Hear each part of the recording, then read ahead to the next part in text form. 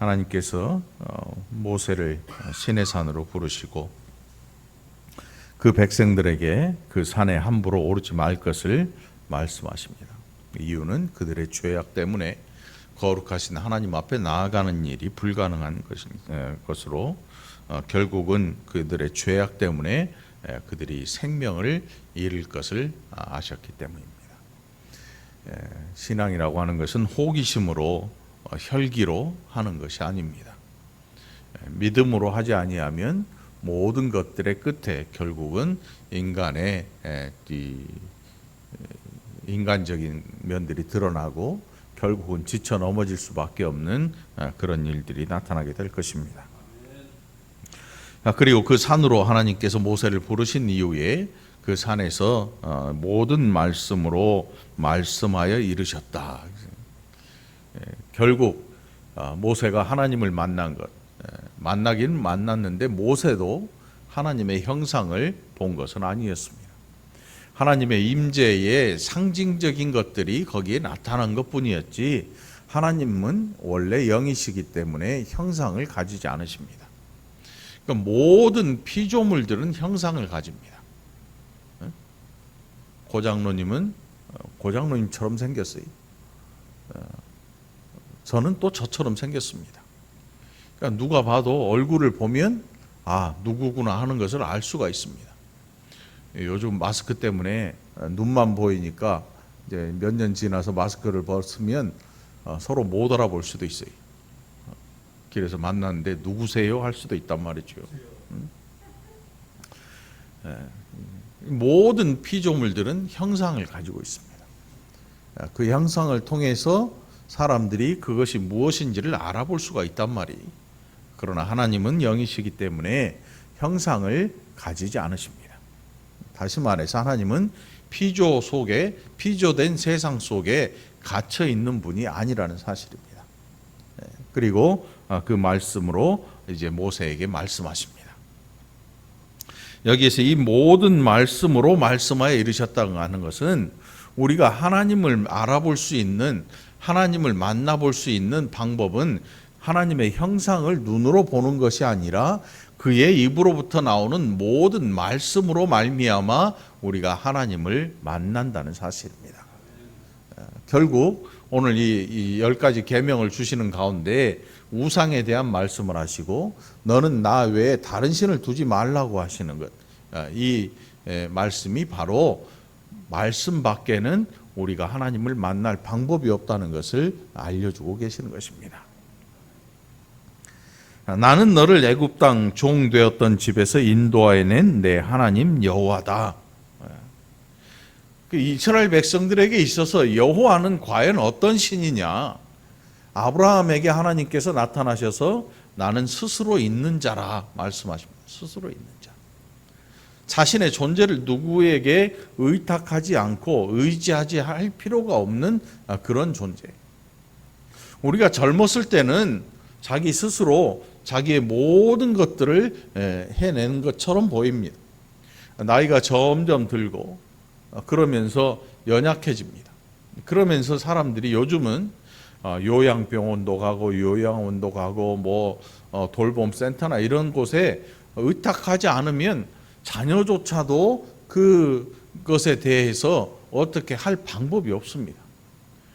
젊은 자녀라도 자기의 살아가는 그것 때문에 거기에 삶을 의지해야 되니까 그만둘 수도 없습니다. 옛날하고 살아가는 방법들이 많이 달라졌습니다. 장례식장에 가봐도 여러분, 제가 어렸을 때만 해도 어디에 장례가 나면 사람이 막 몇 터질 정도로 옵니다.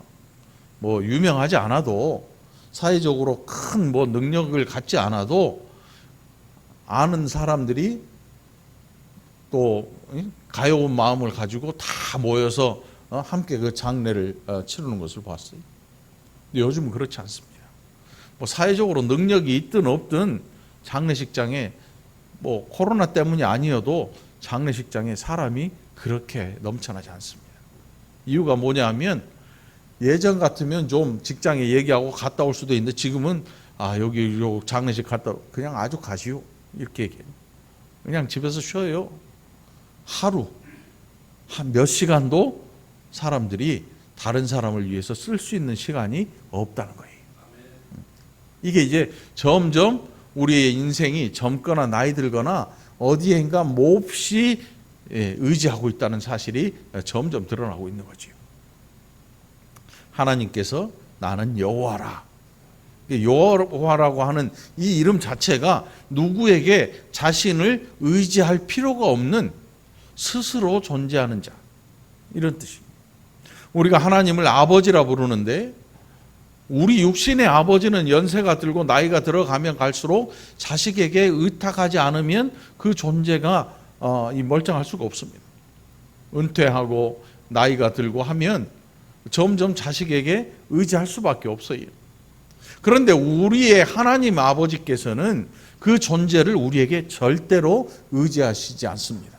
이유는 그가 피조물이 아니고 창조주이기 때문인 것입니다. 창조주로서의 하나님.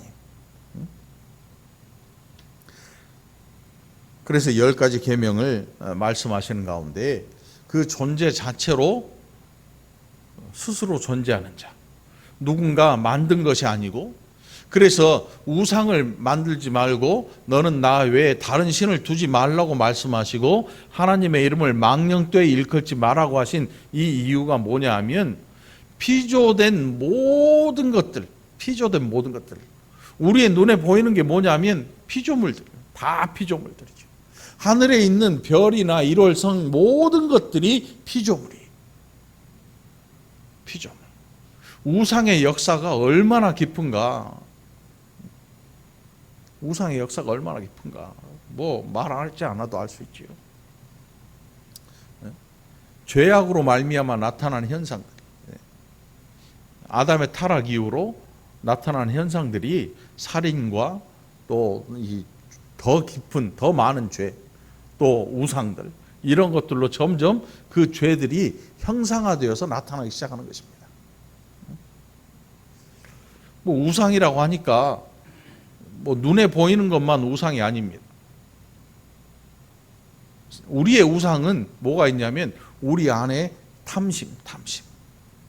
바울이 말하기를 탐심이 곧 우상 숭배니라. 우상이라고. 욕심이죠, 욕심. 근데 그게 보면 여기에 기록되어 있지요.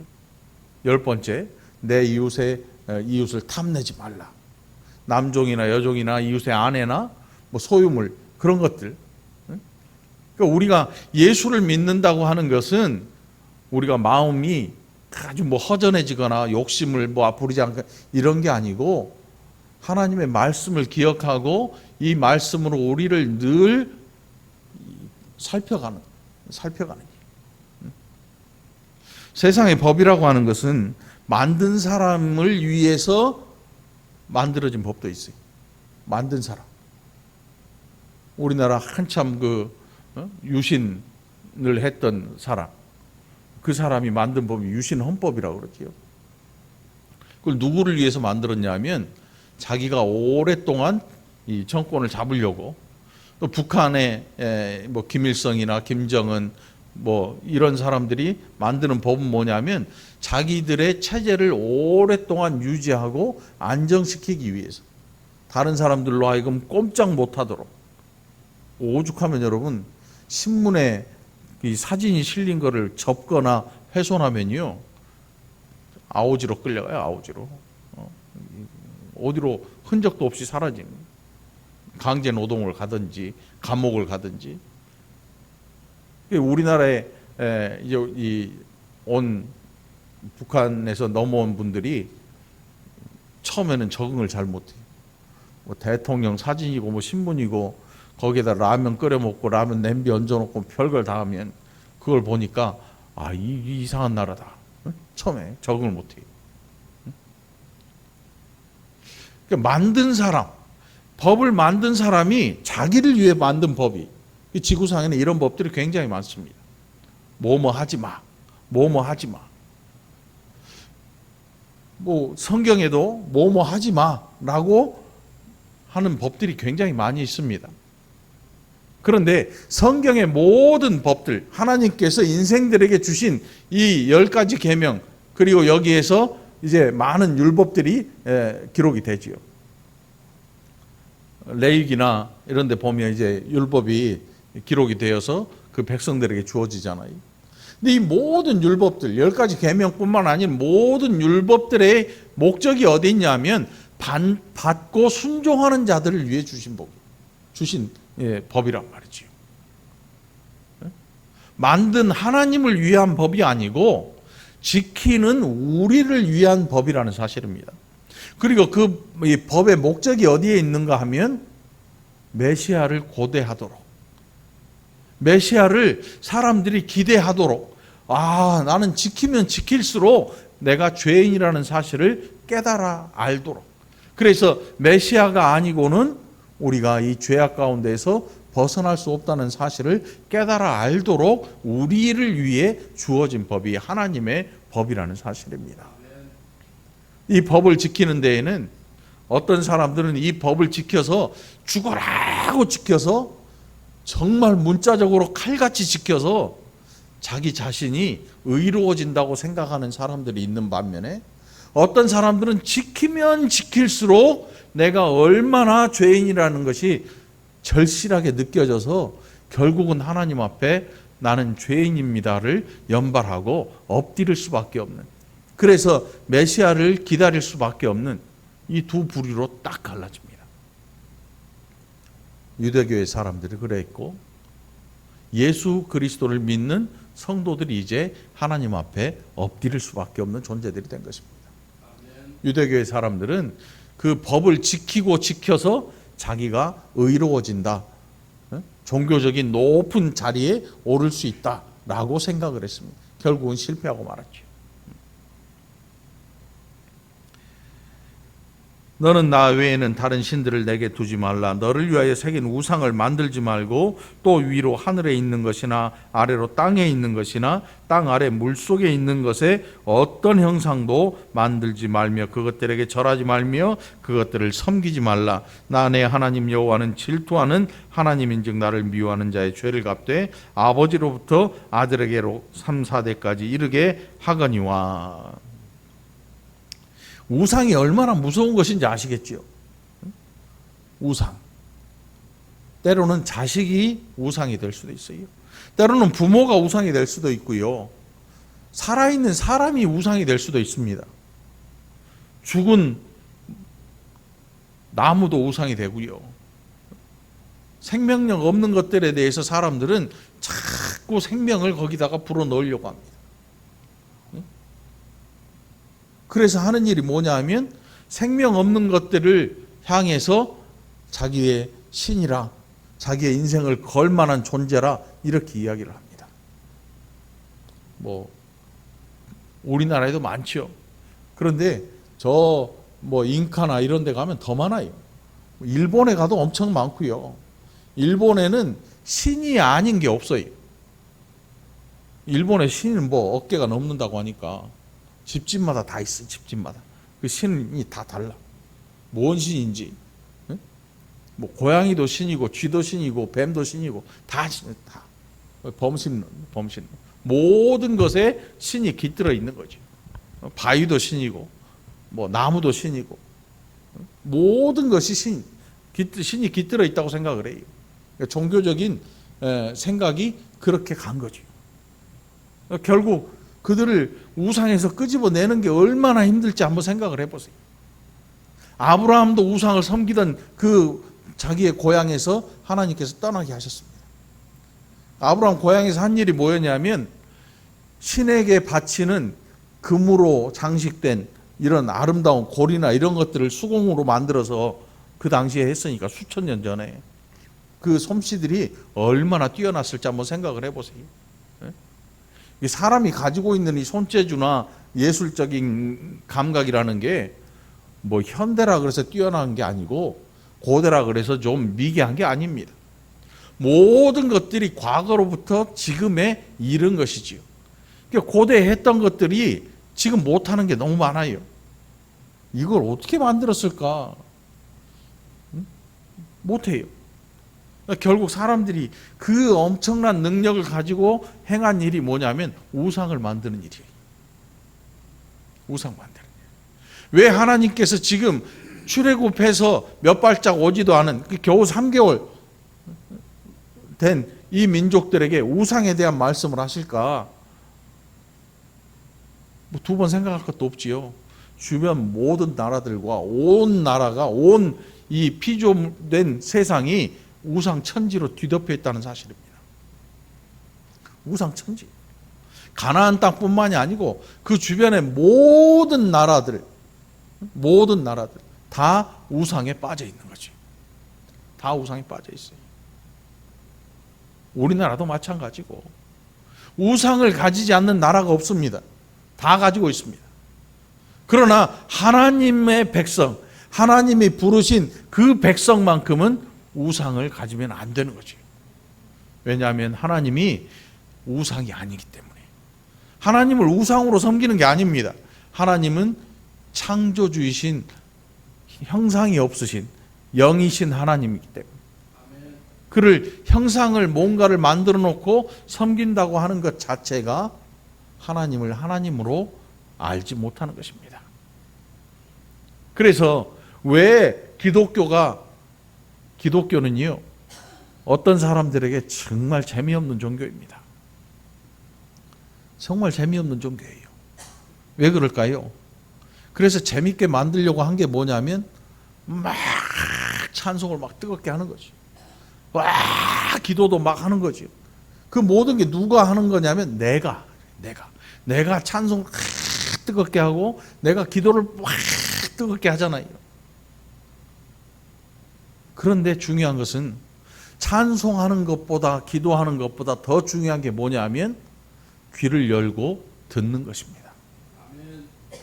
찬송을 죽어라고 하고 기도를 죽어라고 하는 사람들은 잘 들으려고 하지 않습니다. 언제 들으려고 하냐면 눈 감고 기도할 때 다른 소리를 들으려고 해요. 굉장히 위험한 신앙입니다. 하나님께서는 아주 인격적으로 우리를 부르십니다. 인격적이라는 표현이 딱 맞는 게 뭐냐면 기록된 말씀을 우리에게 주신 것입니다. 기록되지 않았으면요, 별 헛소리를 다 해도 알 길이 없습니다. 기록되지 않았으면 하나님을 우리는 깨달아 알 수도 없어요. 알 수가 없어요. 이게 도대체 누구의 말인지 알 길이 없는 것입니다. 그래서 여러분, 성경이 왜 우리가 목숨보다 귀하게 여기고 지키는가 하면 책 자체가 중요한 게 아니고 이 안에 기록된 하나님의 말씀이 우리로 하여금 하나님을 알 수 있는 길을 제시하기 때문에 중요한 것입니다. 그래서 중요한 것입니다. 모든 말씀으로 말씀하여, 모든 말씀으로. 결국 우리를 하나님께서 어디로 이끄시냐 하면 하나님의 말씀 앞으로 인도하십니다. 뭐 교회에서 뭐 세미나도 좋고 행사도 좋고 뭐 공부하는 것도 좋고 다 좋습니다. 그런데 그보다 더 중요한 게 뭐냐면 우리 자신이 마음을 열고 귀를 열고 하나님 앞에 납작 엎드려서 하나님의 말씀을 들어야 한다는 것입니다. 들어야 하는 것입니다. 아, 우리 교회는 목사님이 설교만 하고 다른 행사가 없어. 재미가 없어. 여러분, 율법이 재밌겠습니까? 제사법이 재밌겠습니까? 레위기가 재밌습니까?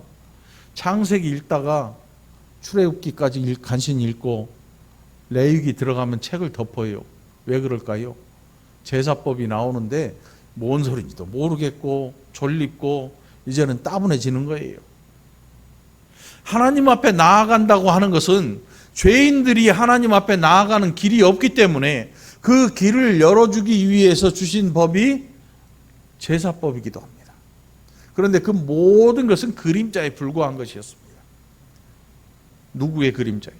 메시아, 예수 그리스도의 그림자에 불과한 것이었습니다.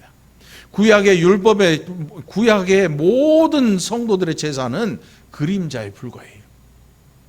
결국 우리에게 이제 하나님의 전에 끝까지 들어갈 수 있는 그 길을 누가 열어주셨는가 하면 예수 그리스도께서 열어주신 것입니다. 단 한 번의 제사로 모든 구약의 율법을 완성하신 것입니다. 그래서 우리는 더 이상 피 흘림의 제사를 드릴 필요가 없는 것입니다.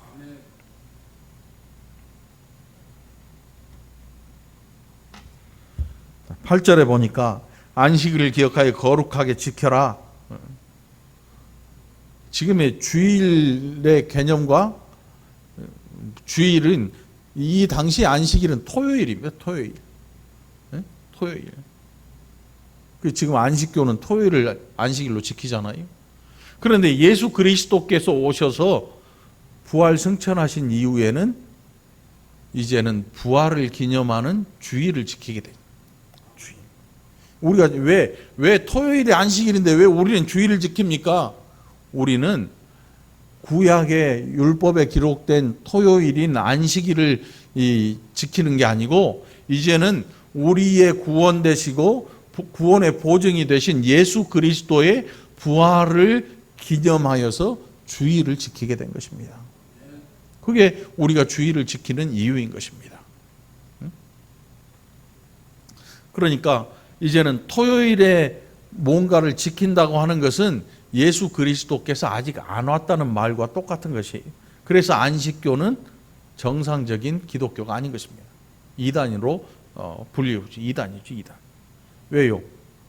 예수 그리스도가 오셨으면 오신 그것을 기념해야 되는데 안식교는 아직도 구약 율법에 매여 있거든요.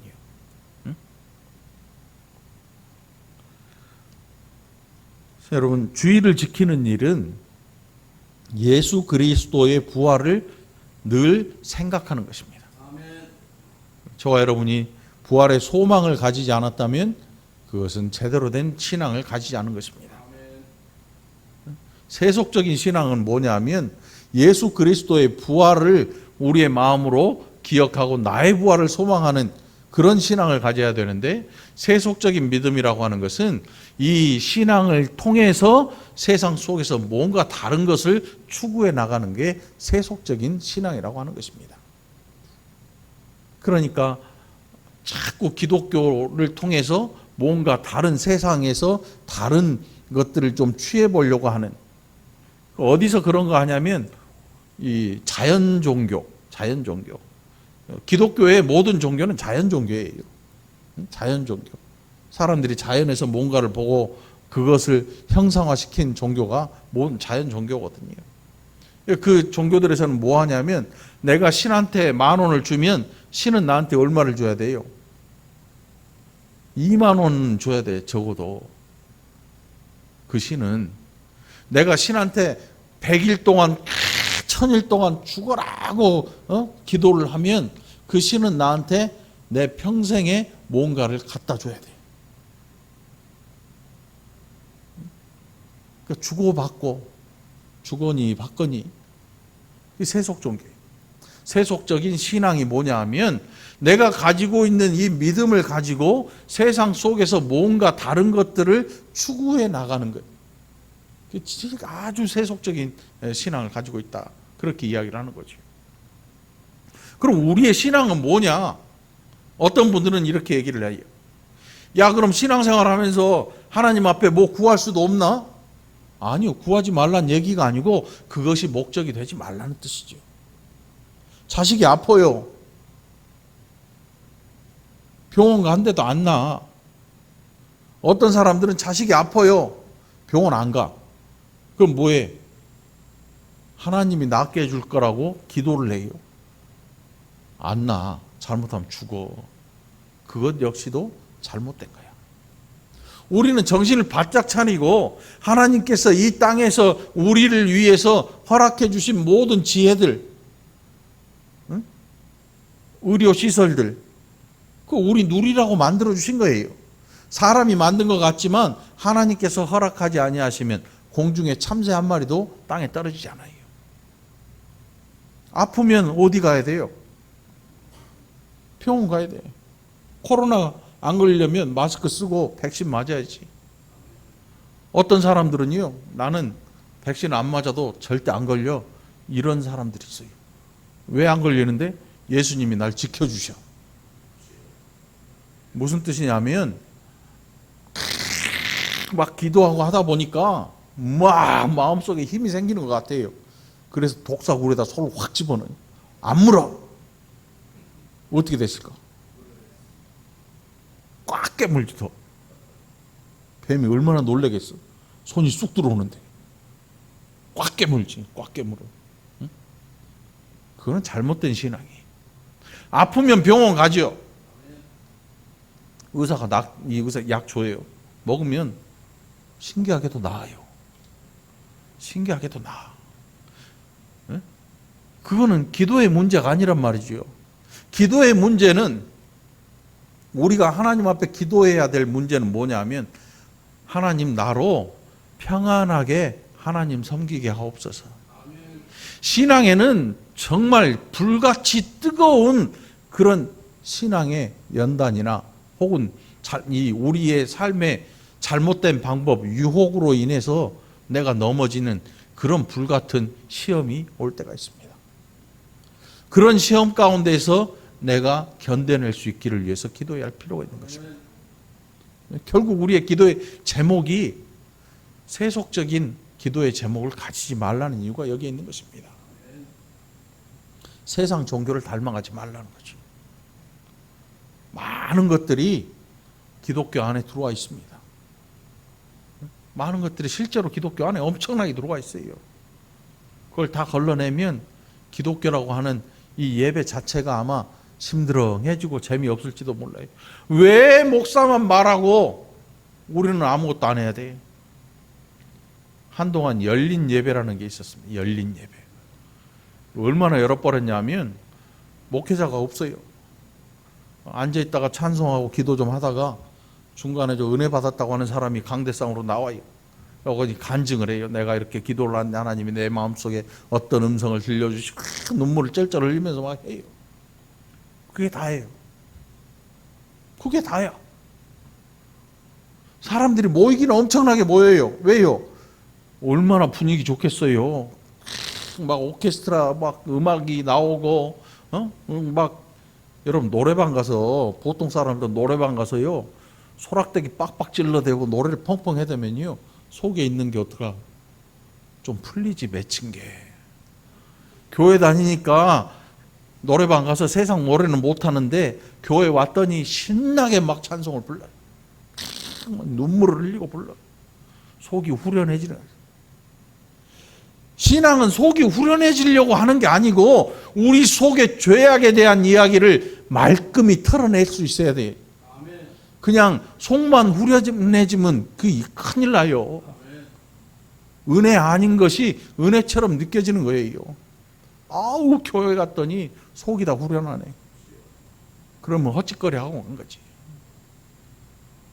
우리의 마음을 무겁게 하는, 우리를 짓누르고 우리를 사람답게 살지 못하고 우리를 하나님 백성답게 살지 못하게 하는 죄에 예수 그리스도께서 우리의 구원자가 되셔서 우리를 이 죄 가운데서 완전히 구원하신 이 놀라운 일을 우리의 마음속에 날마다 기억하는 게 주일이에요. 주일. 주일 예배가 이렇게 좋은 날이에요. 이 좋은 날을 우리가 지금 누리지 못하고 살아요. 모이지 못하고. 실제로 모이면 안 되죠. 모여가지고 좋은 일이 안 일어나잖아요. 감염자가 막 예수 안 믿는 사람까지 감염시켜놔. 서로 믿는 사람끼리 감염되면 감춰주면 좋은데 예수 안 믿는 사람 감염시켜 놓으니까 예수 안 믿는 사람 입에서 뭔 소리가 나오겠어. 저것들은 왜 모이지 말라는데 맨날 모여가지고 밥 먹지 말라는데 왜 자꾸 밥을 먹어가지고 뭐 이거나 저거나 빨리 주일이 회복되기를 위해서 기도하시기 바랍니다. 주일이 얼마나 우리에게 즐겁고 좋은 날인지 여러분, 우리가 죄에서 해방된 이 일을 매주 기억하고 감사하고 찬송하는, 찬양하는 그런 날이란 말이죠. 그래서 주일은 우리에게 새로운 힘을 주는 날이에요.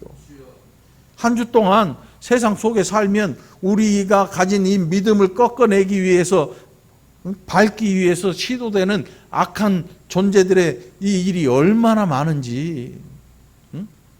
그런데 그 모든 것을 견뎌내고 하나님 앞에 나온 그 시간에 하나님께서 우리에게 말씀하셔요. 독생자 예수 그리스도를 말씀하시고 그가 우리를 얼마나 사랑하셨는지, 그리고 지금 이 시간에도 우리를 위하여 하나님 보좌 우편에서 우리를 위하여 기도하고 계시는지. 고작 나와서 한다는 게 자식이 좋은 학교 가게 기도하고 남편이 사업 잘 되고 11조 많이 하고 뭐 이런 거 말고 기독교가 고작 세상에서 사는 방법에 대한 이야기라면 그런 기독교는 믿을 필요가 없는 거지요. 기독교는 그런 종교가 아니에요. 창조주가 우리를 어떻게 그의 자녀를 삼으셨는가. 예수 그리스도의 보혈로 우리를 씻으시고 우리를 하나님께서 양자 삼으신 거예요. 그래서 우리가 하나님을 아버지라 부르는 거예요. 함께 해볼까요? 하나님, 아버지. 길바닥 아무 데서 나와서 아무나 자꾸 아버지라고 불러봐. 옆에 있는 부인한테 귀싸대기 맞지. 응? 귀싸대기 맞지요. 응? 요즘 제가 가끔 어쩌다가 즐겨보는 그 드라마 OK 광자매 보다 보니까 재밌더라고. 요즘 줄거리가 딸이 셋 있는데 세 딸 다 아버지의 자식이 아닌 거야. 그런데 그 아버지가 피눈물로 세 딸을 길렀대. 기르는 중에 원망도 얼마나 많이 들었는지 딸들한테. 소설이니까, 드라마니까 귀싸대기 맞을 일이죠. 그런데 하나님께서 아버지라 부를 수 없는 그 존재들에게 아버지라 부르도록 허락하시고 그 길을 활짝 열어주신 게 예수 그리스도로 인해 우리에게 주어진 복이라는 사실입니다. 그러니까 교회 안에서 그 놀라운 온 세상이 다 듣고 기뻐해야 될 소식인데 고작 교회에 나와서 한다는 게 하나님 돈 좀 주세요. 건강 좀 주세요. 나는 왜 이렇게 살아요? 쟤는 줬는데 왜 나는 안 줘요? 듣는 이가 얼마나 답답할지를 한번 생각해 보시기 바랍니다. 야, 내가 무엇을 위해 기도해야 할지를 다시 한번 생각하는 저와 여러분이 되기를 바랍니다. 12절로부터는 그 백성들의 사회생활이에요. 사회생활. 가정생활과 사회생활. 부모 공경에 대한 살인하지 말고 간음하지 말고 도둑질하지 말 것, 거짓 증거하지 말 것, 이웃의 집을 탐내지 말 것. 마땅히 해야 될 일을 기록한 거예요. 이게 싫은 사람은, 다시 말해서 이 10가지 계명이 싫은 사람은, 10가지 계명 아니고 이 부모를 공경하라는 이 계명부터 싫은 사람은 뭐 답이 없는 거지요. 사람처럼 살기 싫다는 거지. 사람이 사람답게 살 수 있는 법, 이거는 법이 아니고 뭐 당연한 거 아니겠어요? 당연한 거. 그런데 이것을 법으로 주신 이유가 뭐겠습니까? 이것이 없으면 사람들이 이것을 역행하는 거예요. 훔치지 말라 했는데 말라는 법이 없으면 훔쳐요.